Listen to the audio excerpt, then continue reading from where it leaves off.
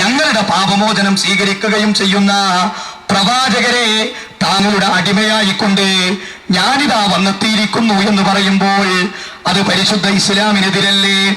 ഇത് പ്രവാചകന് മദഹ് ചെയ്യലാണോ? ഇത് പരിശുദ്ധ ഖുർആനിനെതിരാണോ?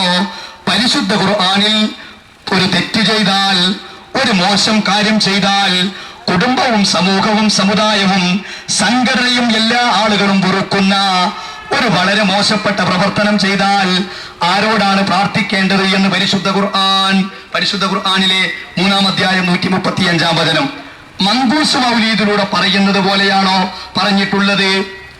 അള്ളാഹു സൂചിപ്പിക്കുന്നു, വല്ലദീന ഇദാ ഫഅലൂ ഫാഹിശതൻ, നിങ്ങൾ ആരെങ്കിലും വളരെ മോശപ്പെട്ട ഒരു കാര്യം ചെയ്തു, ആളുകളോട് പറയാൻ പറ്റൂല, നിങ്ങളെ മഹല്ല് നിങ്ങളെ പുറത്താക്കി, സമൂഹം നിങ്ങളെ പുറത്താക്കി, നിങ്ങളുടെ ഭാര്യ നിങ്ങൾ വെറുത്തു, എല്ലാവരും വെറുക്കപ്പെട്ട ഒരു മനുഷ്യനായിക്കൊണ്ട് നിങ്ങൾ തീർന്നു.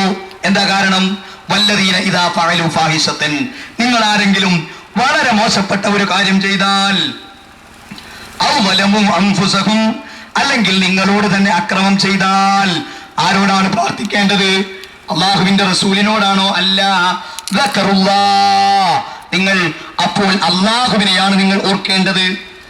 ഫസ്തഗ്ഫിറൂ ലിദുനൂബിഹിം, നിങ്ങളുടെ പാപത്തിന് നിങ്ങൾ അള്ളാഹുവിനോടാണ് നിങ്ങൾ പാപമോചനം നടത്തേണ്ടത്. വമൻ യഗ്ഫിറു ദുനൂബ ഇല്ലല്ലാഹ്, പാപം പൊറുക്കുന്നവനായിക്കൊണ്ട് അള്ളാഹുവല്ലാതെ മറ്റാരുമില്ല എന്ന് പരിശുദ്ധ ഖുർആനിലെ 3-ാം അധ്യായം 135-ാം വചനം. എന്നാൽ മങ്കൂസ് മൗലീദോ? അള്ളാഹുവിനോട് മങ്കൂസ് മൗലീദിലുള്ള വരിയിൽ അള്ളാഹുവിനോട് ചോദിക്കുകയോ പ്രാർത്ഥിക്കുകയോ ചെയ്യുമ്പോഴൊക്കെ അള്ളാഹുവിന്റെ പ്രവാചകന്റെ ഹക്ക് ജാഹ് ബർക്കത്ത് കൊണ്ടാണ് ചോദിക്കുന്നത്.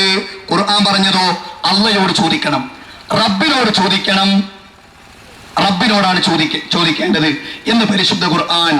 ഖുൽ നബിയേ, നീ പറയുക, യാ ഇബാദിയല്ലദീന അസ്റഫു അലാ അൻഫുസിഹിം, സ്വന്തത്തോട് തന്നെ ഒരുപാട് തെറ്റ് ചെയ്തു എന്നല്ല, തെറ്റുകൾ അധികരിപ്പിച്ച എന്റെ അടിമേ എന്ന് അള്ളാഹു വിളിക്കുന്നു.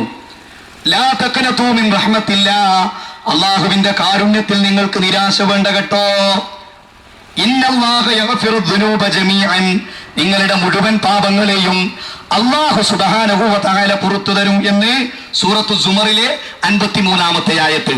എന്നാൽ നമ്മൾ വിളിക്കുന്നതോ, നമ്മുടെ സഹോദരന്മാർ വിളിക്കുന്നതോ, നമ്മുടെ സഹോദരന്മാർ പ്രാർത്ഥിക്കുന്നതോ, അവർ സഹായം തേടുന്നതോ, അൻത മുൻജീനാ ഗദൻ മിൻ ശഫാഅതിക സഫാ മൻ ലനാ മിത്ലുക യാ സയ്യിദി ഖൈറൻ നബി എന്ന് പ്രവാചകനോട് പ്രാർത്ഥിക്കുന്നു, പ്രവാചകനോട് സഹായം തേടുന്നു. പരിശുദ്ധ ഖുർആൻ സൂചിപ്പിക്കുന്നതോ അള്ളയോട് ചോദിക്കണം, റബ്ബിനോടാണ് നിങ്ങൾ പാപമോചനം തേടേണ്ടത് എന്ന് പരിശുദ്ധ ഖുർആൻ സൂചിപ്പിക്കുകയും മങ്കൂസ് മൗലീദിലൂടെ അള്ളാഹുവിന്റെ പ്രവാചകനോട് ചോദിക്കുകയും ചെയ്യുന്നു.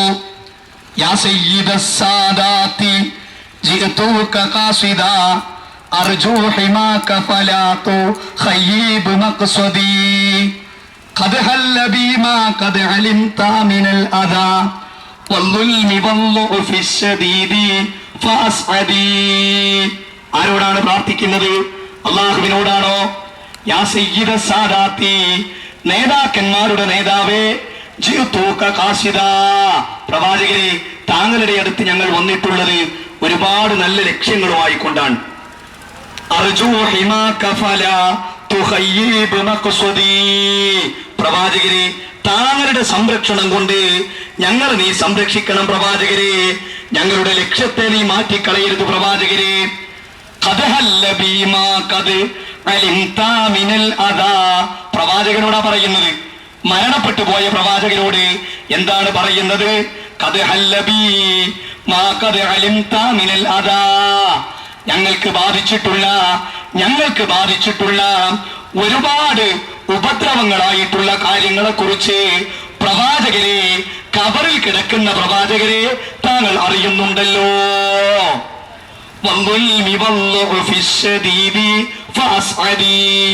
ഞങ്ങളെ ബാധിച്ച പ്രയാസം, ഞങ്ങളെ ബാധിച്ച ദുർബലത, അതിൽ നിന്നെല്ലാം പ്രവാചകരെ, ഞങ്ങളുടെ വിളി കേൾക്കുന്ന പ്രവാചകരെ താങ്കൾ രക്ഷിക്കണം എന്ന് പ്രവാചകനോടാണ് പറയുന്നത്.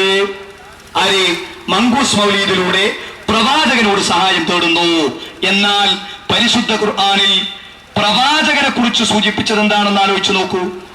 പരിശുദ്ധ ഖുർആനിൽ പ്രവാചകനോട് തന്നെ പറയുന്ന ചില കാര്യങ്ങളുണ്ട്. ഖുർആനിൽ ഖുൽ എന്ന് തുടങ്ങുന്ന ആയത്തുകൾ നമ്മളൊന്ന് പഠന വിധേയമാക്കുക.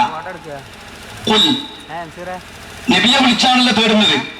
മരണപ്പെട്ടു പോയ നബിയുടെ കബറിങ്കൽ പോയി 70 പ്രാവശ്യം യാ മുഹമ്മദ് യാ മുഹമ്മദ് യാ മുഹമ്മദ് എന്ന് വിളിച്ച സഹായം കിട്ടുന്ന അത് വലിയ പ്രവാചകനെയാണ് സഹോദരന്മാരെ. കാരണം അള്ളാഹ് നബിനെന്താ വിളിച്ചറിയോ? യാ റസൂലല്ലാ, യാ നബിയല്ലാ. എന്നാൽ യാ മൂസ എന്ന് വിളിച്ചിട്ടുണ്ട്, യാ ഈസ എന്ന് വിളിച്ചിട്ടുണ്ട്, യാ ആദം എന്ന് വിളിച്ചിട്ടുണ്ട്. അള്ളാന്റെ റസൂലിനെ എന്താ വിളിച്ചത്? യാ നബിയല്ലാ, അള്ളാഹുവിന്റെ പ്രവാചകരെ. യാ റസൂലല്ലാ, അള്ളാഹുവിന്റെ ദൂതരെ. നമ്മുടെ സഹോദരന്മാരോ അവര് റബീഉൽ അവ്വൽ മാസത്തിൽ പ്രവാചകന്റെ കബറിങ്കൽ പോയിക്കൊണ്ട് അല്ലെങ്കിൽ പള്ളിയിൽ ഇരുന്നു കൊണ്ട് യാ മുഹമ്മദ് യാ മുഹമ്മദ് യാ മുഹമ്മദ് എന്ന് വിളിച്ചാൽ പ്രവാചകൻ ഉത്തരം കേൾക്കുമെന്ന്. പ്രവാചകനെ നമ്മൾ നിന്ദിക്കരുത്. അള്ളാഹുവിന്റെ ഹബീബായ റസൂൽ പ്രവാചകനെ നമ്മൾ സ്നേഹിക്കണം, നമ്മേക്കാൾ കൂടുതൽ സ്നേഹിക്കണം. റബ്ബ് കഴിഞ്ഞാൽ പിന്നെ നമ്മൾ കൂടുതൽ സ്നേഹിക്കേണ്ടത് അള്ളാഹുവിന്റെ പ്രവാചകനെയാണ്. അള്ളാഹുവിന്റെ പ്രവാചകന്റെ പേരിൽ നമ്മൾ സ്വലാത്ത് ചൊല്ലേണ്ടതുണ്ട്.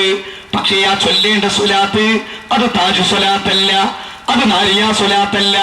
അല്ലാഹുമ്മ സ്വല്ലി അലാ മുഹമ്മദിൻ വഅലാ ആലി മുഹമ്മദിൻ കമാ സ്വല്ലൈത അലാ ഇബ്രാഹീമ വഅലാ ആലി ഇബ്രാഹീം ഇന്നക ഹമീദും മജീദ്. അല്ലാഹുമ്മ ബാരിക് അലാ മുഹമ്മദിൻ വഅലാ ആലി മുഹമ്മദിൻ കമാ ബാരക്ത അലാ ഇബ്രാഹീമ വഅലാ ആലി ഇബ്രാഹീം ഇന്നക ഹമീദും മജീദ്. പ്രവാചകൻ പഠിപ്പിച്ച സ്വലാത്ത് നമ്മൾ ചൊല്ലിയാൽ നമ്മുടെ റബ്ബ് അള്ളാഹുവിന്റെ മാലാകമാർ 10 സ്വലാത്ത് ചൊല്ലും.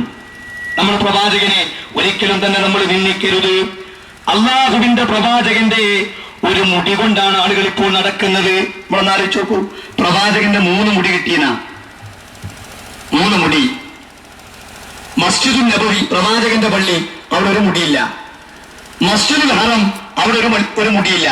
ഇല്ലെങ്കിലും മുടി വെക്കാൻ വേണ്ടി